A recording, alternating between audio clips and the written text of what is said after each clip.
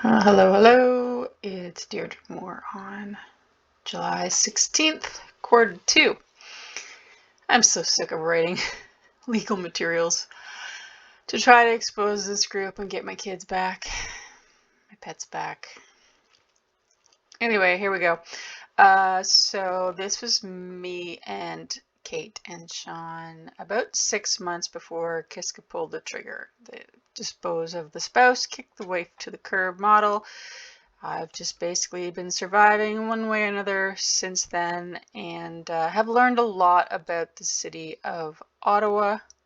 It's pretty gross. This is a side view of the war memorial. I wonder why the sculptor enabled that side view to occur. But anyways, so the next item of business is next steps in a lawsuit I brought against Ottawa Police Services, who are complicit in a massive crime ring that is linked to torture, human trafficking, and domestic terrorism, if you read the definition of those in the Criminal Code of Canada. Brought an action against them for $13.2 million, the amount of the raise they drained from taxpayers under the watch of Jim Watson to, I guess, perpetuate the growth in their front for organized crime. And I figured that 13.2 would be better in my pocket to help victims of the syndicate than in theirs. I think that was the raise they got in 2020. Anyway, so here we are. To shut me down, they said either drop your lawsuit or we're going to declare you vexatious, which means all of my other current actions will be shut down and I cannot pursue another one without seeking leave from the court. And I already have dirt on 30 or so Superior Court of Justice judges in Ontario, so getting leave from the court will likely prove impossible, as it already has in one instance, despite the evidence they had at their disposal. We'll get to that later. And so what this is a draft of my, what I call errors, omissions, and malicious obfuscation of really all their materials, because they just lie in their legal documents as much as they lie in their police reports. And I'm just so sick of answering the lies and linking the evidence that proves their lies, which is all these links basically will be linked to evidence, that I just thought I would do a talk through today, and then at least it's a start. Plus I finally got this mess reported to local law enforcement. I'm in Newfoundland right now, so the RNC opened a file on Friday morning, and I got to follow up with Matt Pegg's office on Thursday. And he runs the criminal division in Ontario for the RCMP. And because these crimes are now way beyond fraud and they're federal and basically national security, because we have domestic terrorists that have infiltrated every social service in Ottawa and most private businesses, I think, levels of government. So I'm just going to read these. This will be really boring for most people. And I'm just going to address them verbally and not read my answers. I'm just going to answer them top of my head. I know most of the names and dates, so it shouldn't be difficult. So it starts with, I'm a law clerk with the firm of Borden, Ladner, Gervais, lawyers of record for the Ottawa Police Services Board, herein referred to as the applicant. I've been assisting Michelle Duty. Not sure if she's related to a judge named Duty or not, who operates out of Ottawa. Could be. The lawyer with BLG with carriage of this matter on an ongoing basis. As such, I have personal knowledge of the matters to which I hereinafter depose, except where expressly stated to be based on information and belief, in which case I do verily believe the information to be true. This is a law clerk. It just will basically read anything and have it commissioned. I am swearing the within affidavit in order to provide a chronology of the pleadings and events in support of the within application being brought by the applicants for an order pursuant to Section 140 of the Courts of Justice Act, RSO 1990, Chapter 43, prohibiting the respondent from instituting further proceedings in any court, further proceedings in any court except by leave of a judge of the Superior Court of Justice, and in order that any proceeding previously instituted by the respondent in any court not be continued.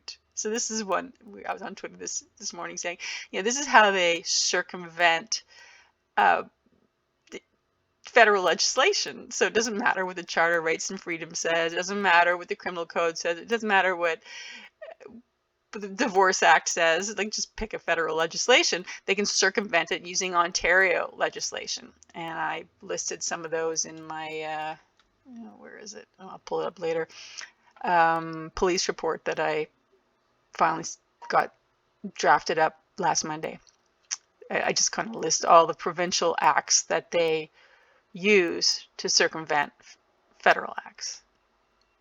Child, Youth and Family Services Act is a biggie. Anyway, so I can't remember how I'm going to answer all of these. I will. I mean, I'm already bored doing this already, so I'm not going to drag you through it. These answers are here if you click on the #1 tab of the website, which I just changed this morning because I'm finally getting to the organizing more evidence against the Royal Ottawa. So I added in Ms. Beck this morning, and if you go to the first tab anyway, so it's Mayor of Ottawa, OPSB, and the Royal, and you just click on the Auto Police Services tab and then find the tab that has this 2023 July 6 OPSB affidavit, error, omission, and malicious obfuscation. And it'll bring you here, and I'll eventually type up all this stuff and insert all the evidence to show that each of their 48 paragraphs is just self-serving cherry picking, and they have so much evidence. It's not funny. My best evidence, well, my most concise evidence is from the CAS file. My CAS appeal that I lost because of 3 crooked judges. And it has, I'm not allowed to show you any of that. It's actually illegal for me to show you this evidence. This crime ring is shrouded by laws to protect their guilt. So I can't actually show you all of the evidence of what was done to Sean and Kate and I since 2013, sadly. Anyway, so we get on to paragraph 3. Oh, this will be fun. Justice Summers.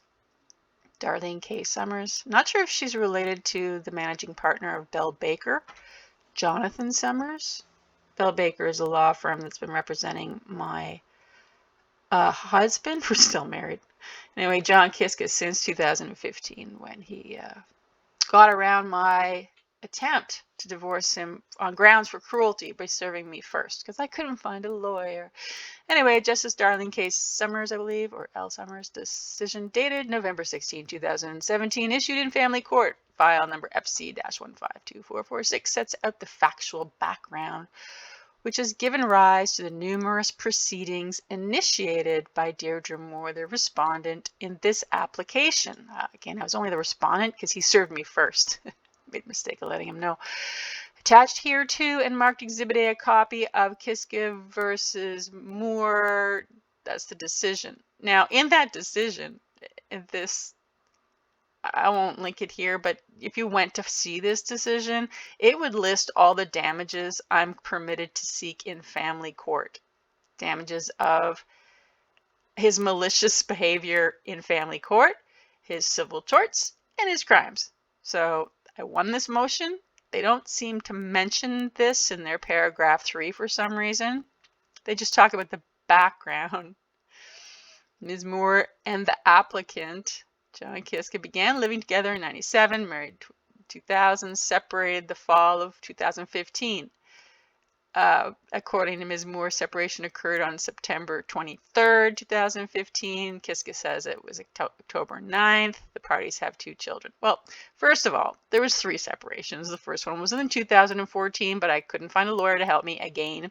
The second one was in the fall of 2015, September 26, when I found evidence of what they refer to as psychiatric abuse. And that is when I found evidence in my medical files that he actually lied to the psychiatrist to have me detained for 6 weeks in 2013, 8 weeks in 2014, and tried again in 2015. All for bipolar disorder, a disease I don't have. Mr. Kiska is a pathological liar, which I've proven so many times. It's not funny. Anyway, number 4 of paragraph 3. This application was commenced by Mr. Kiska on November 9th, just before Ms. Moore was scheduled to leave the Ottawa hospital where she had been under voluntary observation for mental illness. Well, that's also false. I brought myself there for safety. Again, he was ramping up on the gaslighting. I thought I was going to have another psychotic break. And so I drove myself in seeking assistance, and they asked me to stay to attend their occupational therapy program so that I could learn how to better manage the anxiety as I endured the divorce. So I wasn't really under observation for mental illness. I was just given some coping skills on how to divorce this little monster. He also served and filed material requesting leave to bring an urgent motion for custody, but did not proceed. Yeah, that was just a game to get me to be desperate to hire a lawyer as soon as possible because the return date was a week later. And so I was then shimmy and shaked all the way over to syndicate member Michelle Blais, Victor Aegis Valance at the time, and now it's Victor Valance Blais. And I can prove that they were actually in cahoots with his lawyer, Bell Baker. I mean, they're next door to each other, and yeah, they both committed the crime of disobey statute, section 126, by violating the rules of civil procedure in the maintained within the Courts of Justice Act. So, I mean, that's how these lawyers do it. They just basically violate the Courts of Justice Act with reckless abandon, and that's how they commit, one of the ways they commit crime. Number 5, paragraph 3. The difficulties for this family came to a head on October 9th, 2015, when Mr. Kiska arrived home to discover the children had been removed from the home along with their passports and other items. No, the difficulties came to a head in 2013 when I realized he could care less about Sean Kate or I. We were making, I don't know, $300 to $400 a year, something like that between us via my consulting firm.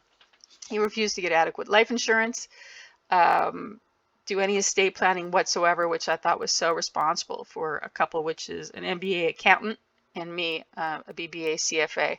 And between that and other promises were broken, I started to question what I married.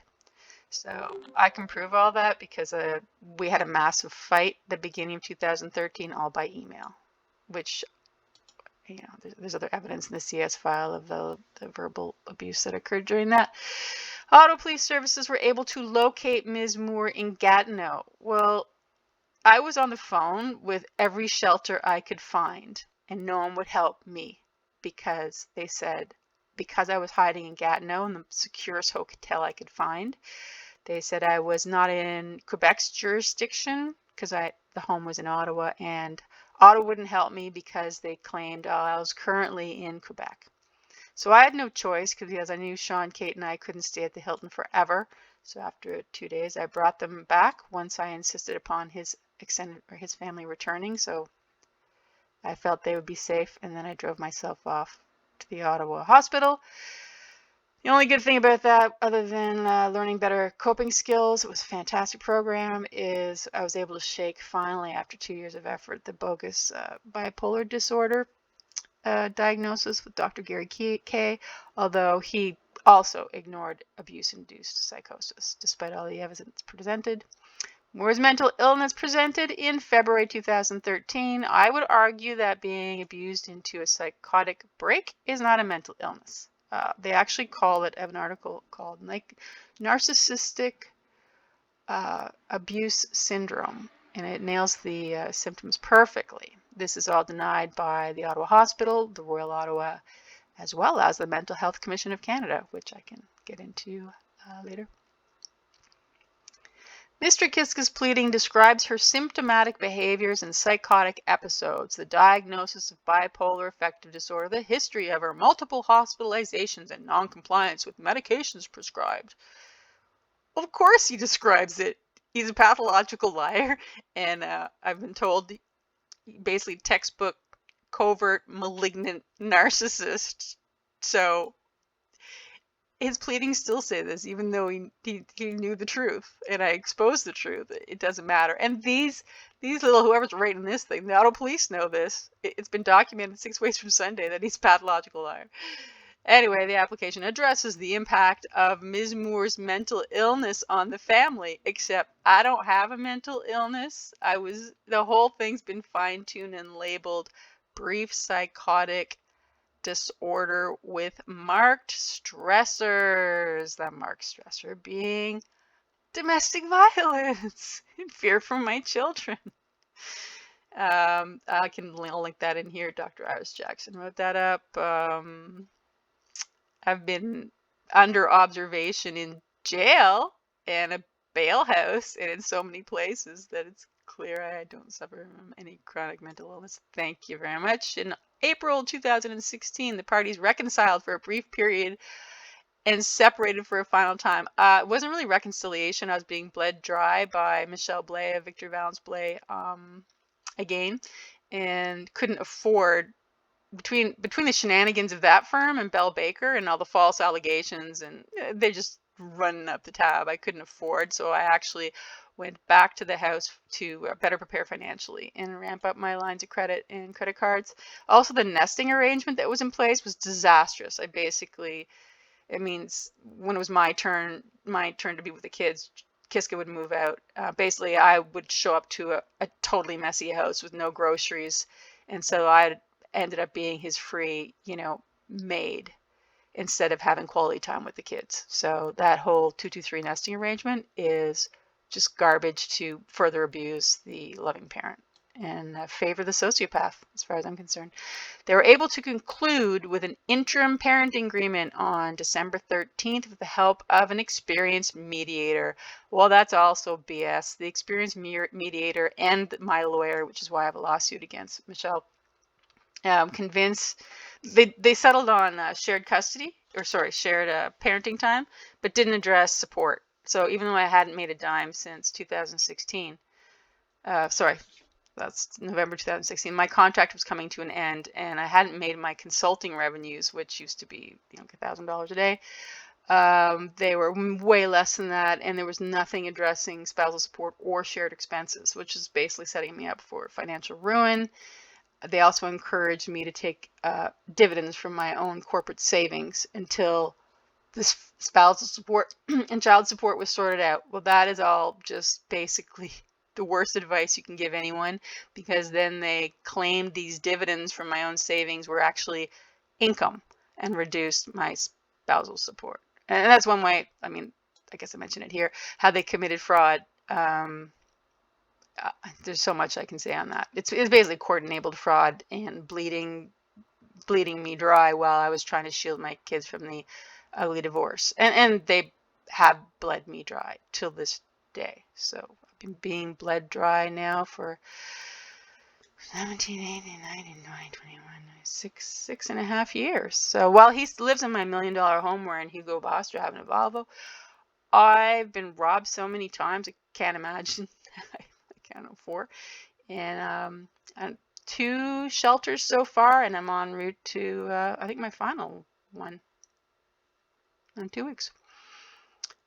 Paragraph 4, Ms. Moore and Mr. Kiska are also involved in a concurrent child protection matter. Well, no, we're not. Basically, they circumvented the Divorce Act by using the crooks who operate out of Children's Aid Society of Ottawa to have my kids illegally apprehended and tossed over to him, despite them having ample evidence of his domestic violence in their files. And I lost a summary judgment.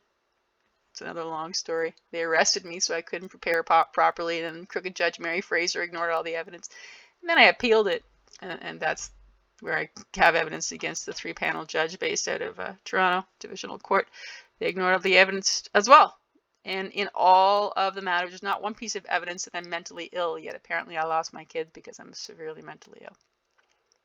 It's lovely. Chapter 5. So anyway, this is not concurrently ongoing. This is done.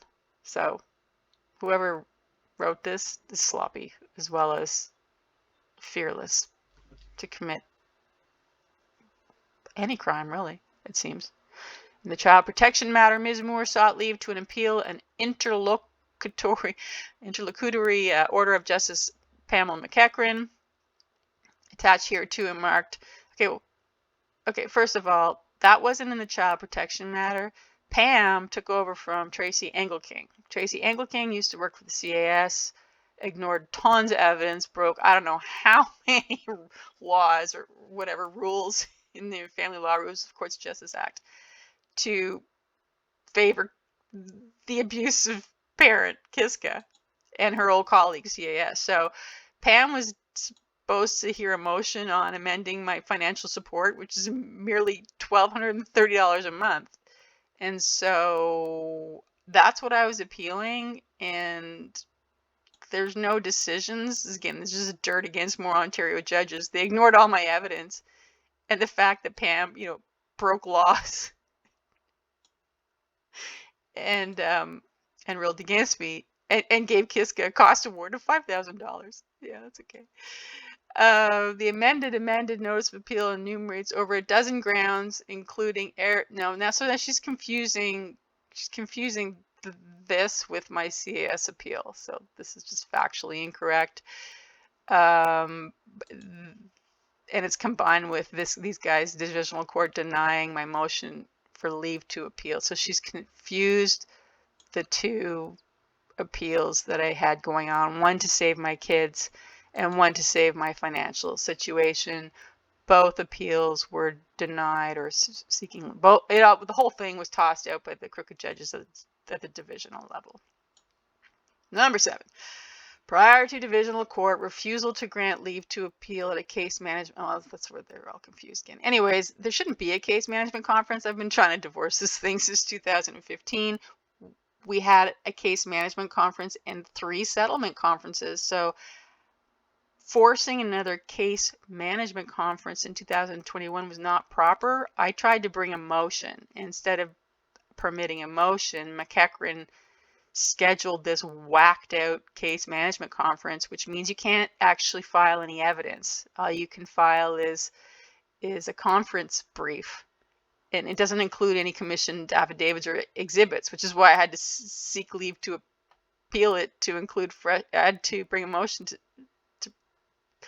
to use fresh evidence, because there was no fresh evidence permitted the first place. And I know this gets fairly complicated, but you'd have to understand how the rules of civil procedure work and how they were circumvented by this skanky judge, Pamela McEachran, to understand that she is also complicit in this, what I call the TDVCA syndicate, taxpayer-funded domestic violence and child abuse, because that's exactly what it is.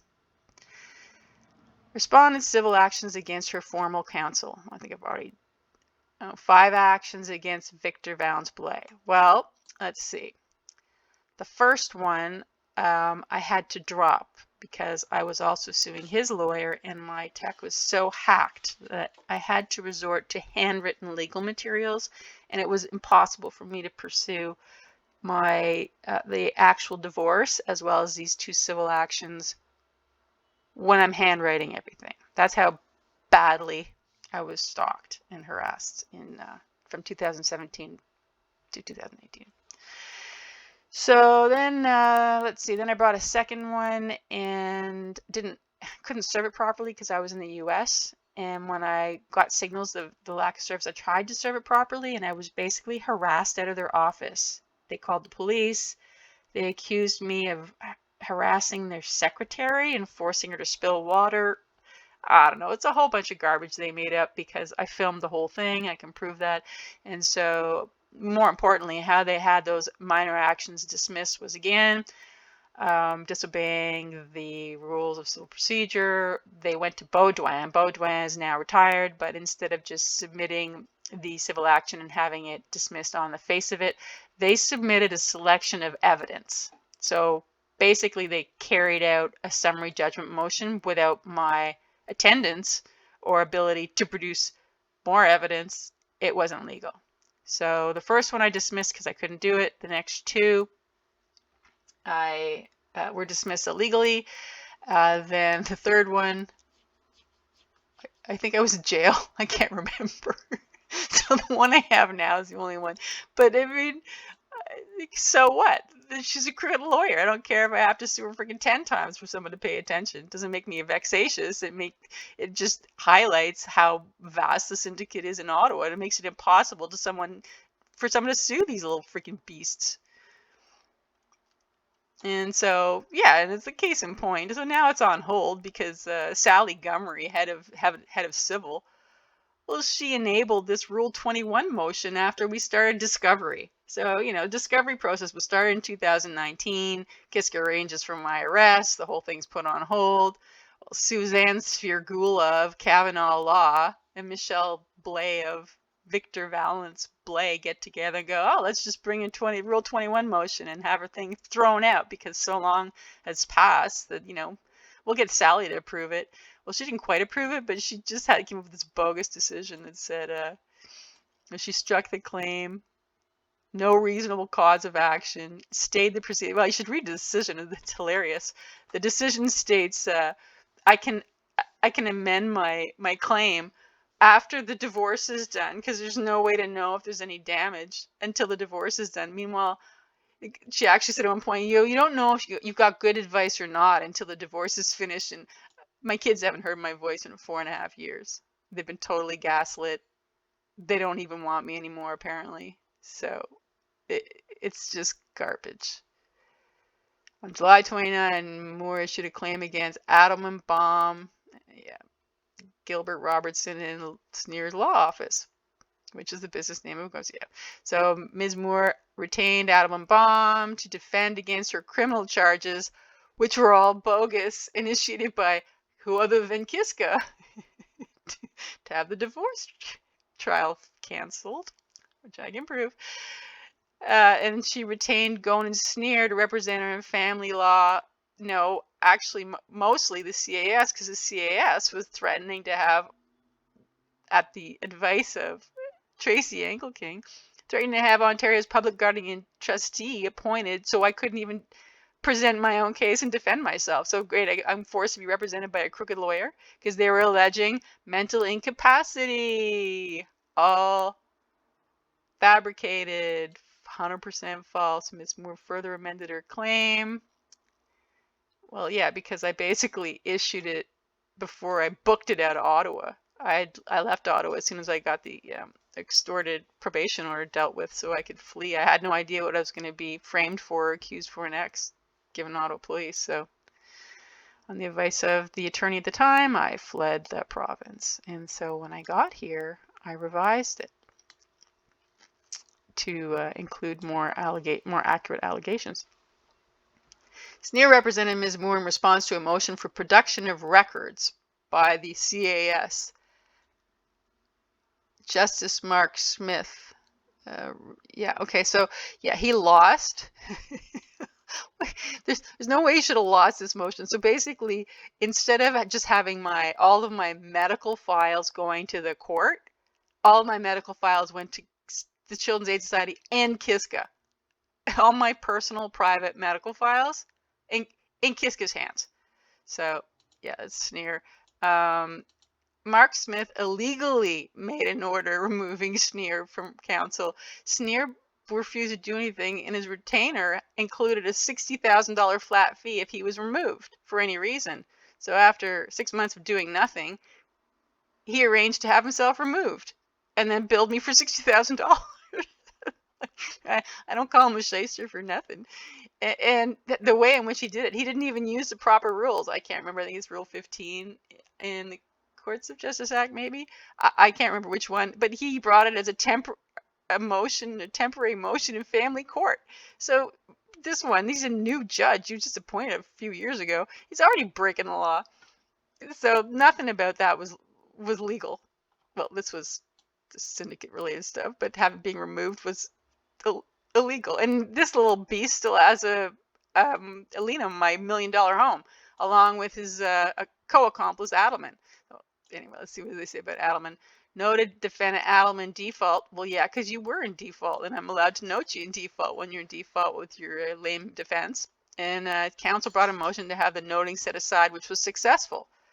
Yeah, it's successful because we got another crooked judge ignoring all the evidence. So there's that. Someone's home. Now I'm gonna take a break. I can finish some of this later.